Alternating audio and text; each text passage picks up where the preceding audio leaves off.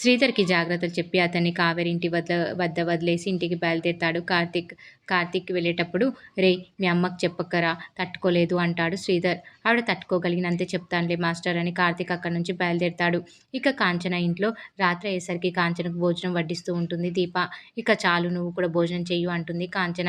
"బావ వచ్చాక మేమిద్దరం తింటాం" అంటుంది దీప. "వాడెప్పుడు వస్తాడో ఏమో! అప్పటి వరకు నువ్వెందుకు ఆకలితో ఉండడం? నీ కడుపులోని బిడ్డ నీ భర్తకు ఎలాగో గుర్తులేదు.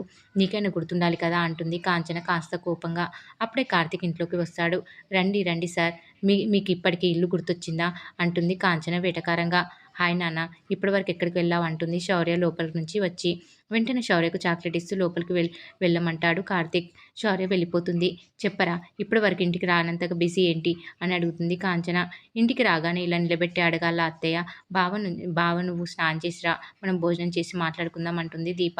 అక్కడే ఉన్న అనసూయ, మీ అత్తయ్య అడిగేది నీ గురించేనే అని అంటుంది.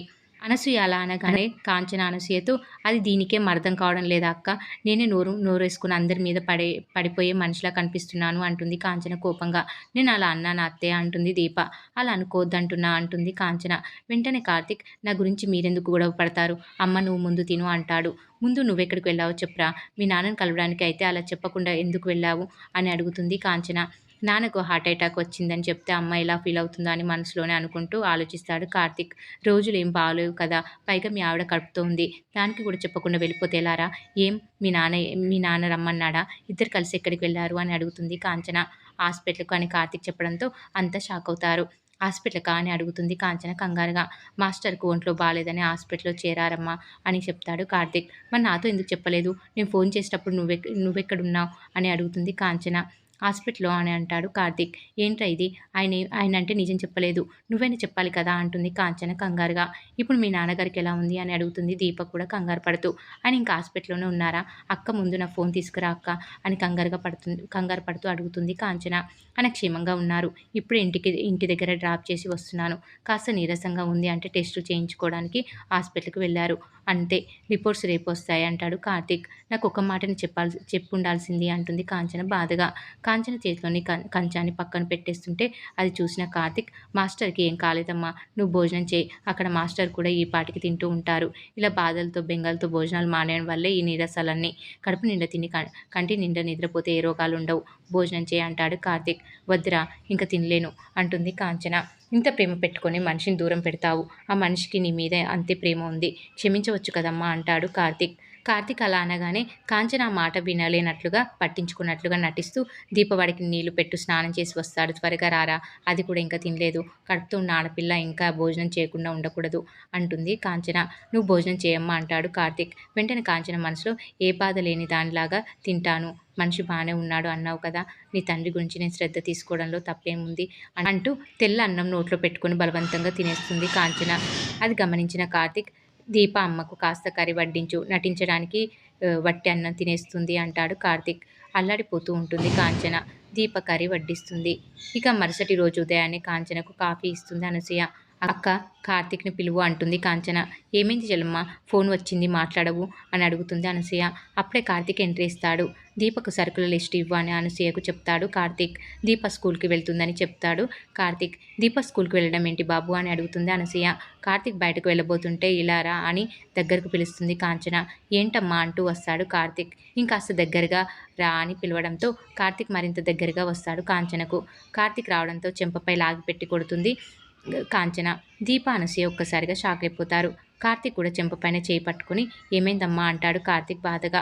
వెంటనే కాంచన కోపంగా ఆవేశంగా, మీ నాన్నకు గుండెపోటు వచ్చిందని ఎందుకు చెప్పలేదురా అంటూ ఏడవడం స్టార్ట్ చేస్తుంది. దీప అనసూయ కూడా షాక్ అవుతారు కాంచన మాటలకు.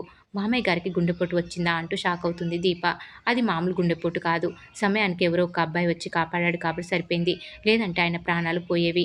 ఏరా, నువ్వు హాస్పిటల్కి వెళ్ళేటప్పుడు అమ్మ నాన్నకు గుండెపోటు వచ్చిందని నాకు చెప్పాలి కదరా, చచ్చిపోయిన తర్వాత చెప్పాలనుకున్నావా? కావేరి ఫోన్ చేసింది కాబట్టి నిజాలన్నీ తెలిసాయి, లేదంటే అన్నీ మీరు సీక్రెట్‌గా చేసేవారు అంటూ ఏడ్చేస్తుంది కాంచన. కాంచన అలా ఆవేదనగా మాట్లాడుతుంటే, అది కాదమ్మా, నువ్వు బాధపడతావని అంటాడు కార్తీక్ నెమ్మదిగా. మీ నాన్న చెప్పొద్దు అన్నాడా అంటుంది కాంచన. నేనే చెప్పలేదు అంటాడు కార్తీక్. ఇది దాచుకునే విషయం కాదురా. మా అన్నయ్యకు 10 ఏళ్ల వయసు ఉన్నప్పుడు మా అమ్మ గుండెపోటుతో చనిపోయింది. నిజం చెప్తే తట్టుకోలేరని మా నాన్న మా అమ్మ చనిపోయిన విషయాన్ని చెప్పలేదు. పారిజాతం పిన్నిని పెళ్లి చేసుకున్నప్పుడు మా అన్నయ్యకు మా ఇంటి వంట మనిషి వచ్చి చెప్పిందంట. కష్టమో నష్టమో అప్పుడే చెప్పి ఉంటే మాకు చివరి చూపు అయినా దక్కేది. ఒరేయ్, మీ నాన్నను నేను వదిలేశాను. కానీ అతడితో నేను కలిసి బతికానురా. కాంచన ఏడుస్తూ మాట్లాడుతూనే ఉంటుంది. పెళ్లిలో పంతులు గారు భార్యాభర్తలతో ఒక ప్రతిజ్ఞ చేస్తారు. ధర్మార్థ కామ మోక్షాల్లో ఏనాడు నేను నీ తోడు విడువనని. తండ్రి చేసిన ప్రమాణాలు నీటి మీద రాతలే కావచ్చు. కానీ నేను చేసిన ప్రమాణాలు శిలాశాసనాలు. వాటిని నేను బతుకు మీద రాసుకున్నానురా. అందుకే మనిషిని వదిలేశాను కానీ మంగళసూత్రాన్ని వదిలేయలేదు. సౌభాగ్యాన్ని వదిలేశాను కానీ ఐదోతనాన్ని వదిలేయలేదు. నా తల్లి జీవితంలో నా తండ్రి చేసిన తప్పు నువ్వు నా విషయంలో చేయొద్దురా. లైఫ్‌ను చాలా ప్రాక్టికల్‌గా చూసిన మనిషిని నేను. నా చావుకు భయపడను. అదే మీకేమైనా అయితే నేను నా లైఫ్‌ను తీసుకున్నంత ప్రాక్టికల్‌గా మీ లైఫ్‌ను తీసుకోలేనురా అంటూ ఏడుస్తూ ఉంటుంది కాంచన. ఇక కార్తీక్ బాధగా తల్లి మాటలకు ఆమె ముందే మోకాళ్ళపై కూలబడి ప్రేమగా తల్లితో సారీ అమ్మా, నువ్వు తట్టుకోలేవని అంటాడు. వెంటనే కాంచన కార్తీక్ తలను నిమురుతూనే ఏడుస్తూ తట్టుకోలేనురా. ఎందుకంటే మీ నాన్నకు ఏమైనా అయితే నాకు భర్త లేకపోవడమే కాదు. నీకు నాన్న ఉండడు. దీపక్ మామగారు ఉండరు. షారుఖ్ తాత ఉండడు. మా నాన్నకు అల్లుడు ఉండడు. ఒక తీగ అన్ని కర్రలకు పందిర్లా అల్లుకొని అన్నిటితో సంబంధం పెంచుకుంటుంది. మనిషి కూడా అంతే. మొదలు తెగిపోయిందా అన్ని బంధాలు మట్టిలో కలిసిపోయినట్టే అంటూ ఏడుస్తూ ఉంటుంది కాంచన. అమ్మ మనసు ఎంత గొప్పదో